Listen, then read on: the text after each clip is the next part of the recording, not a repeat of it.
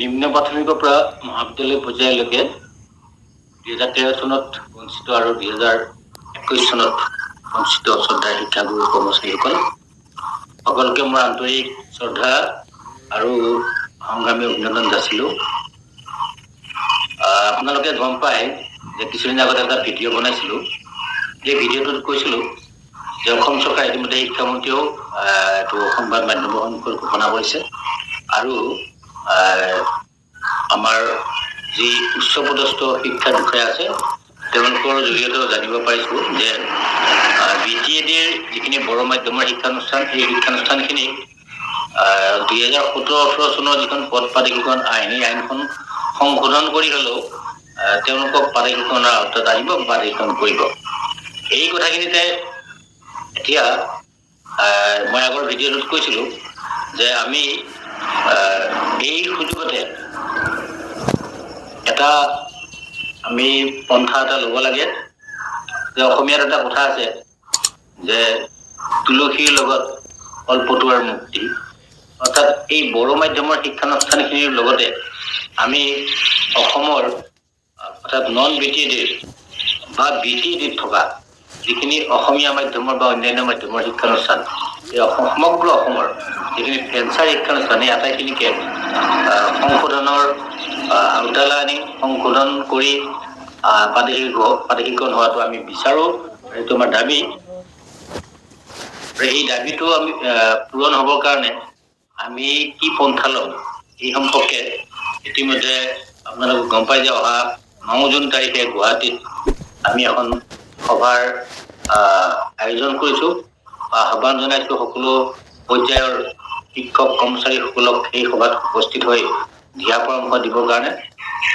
এইখিনিতে হ'বলগীয়া কথাটো হ'ল যে আপোনালোকে জানে যে আমাৰ মাজৰ পৰা কেইজনমানে ইতিমধ্যে চৰকাৰৰ পৰা আমি শিক্ষক সংস্থাটোৱে আন্দোলন নকৰিবৰ কাৰণে বা যিকোনো মানে ষড়যন্ত্ৰ কৰি হ'লেও আমাক আমাৰ আন্দোলনবিলাক বিফল কৰিবৰ কাৰণে তেওঁলোকক নিয়োগ কৰা হৈছে আৰু তেওঁলোকে ইতিমধ্যে কুচকাৱাজ আৰম্ভ কৰিছে যে কি কৰিলে আমাৰ সভাখন বিফল হ'ব বা সভাখন বিফল হোৱাৰ সমান্তৰালভাৱে আগন্তুক যি কাৰ্যসূচীৰ পৰিকল্পনা আমি কৰিব বিচাৰিছোঁ যিকোনো কাৰ্যসূচী আলোচনাই হওক বা প্ৰত্যাহ্বানমূলক আন্দোলনে হওক বা যিকোনো কাৰ্যসূচী এই কাৰ্যসূচীটো বিফল হ'বৰ কাৰণে তেওঁলোকে ইতিমধ্যে কুচকাৱাজ আৰম্ভ কৰিছে। মই বিশ্বস্ত সূত্ৰে জানিব পাৰিছোঁ।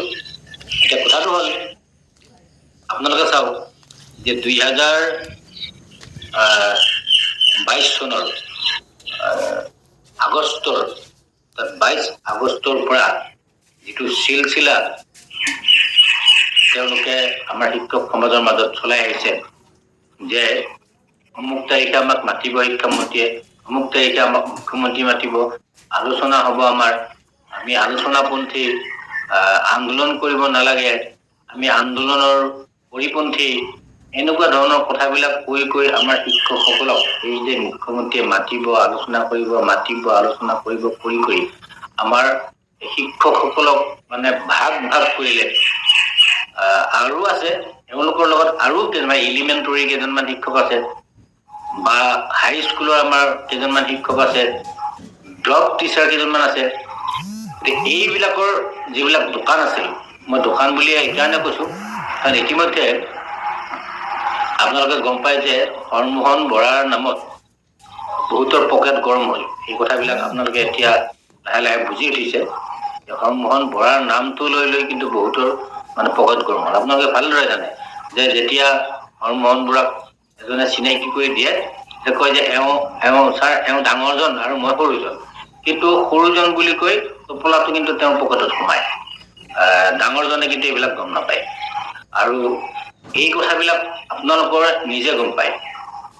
গতিকে অনাগত দিনত যিসকলে এই আমাৰ যিকোনো কাৰ্যসূচীৰ বিৰোধিতা কৰি আমাৰ লক্ষ্যপ্ৰাপ্তিৰ সংগ্ৰামখনক পিছুৱাই নিয়াৰ যি সুপৰিকল্পনা কৰি আহিছে এই কথাখিনি আপোনালোকৰ বোধগম্য হোৱাটো নিতান্তই প্ৰয়োজন, আপোনালোকে বুজি পোৱাটো নিতান্ত প্ৰয়োজন।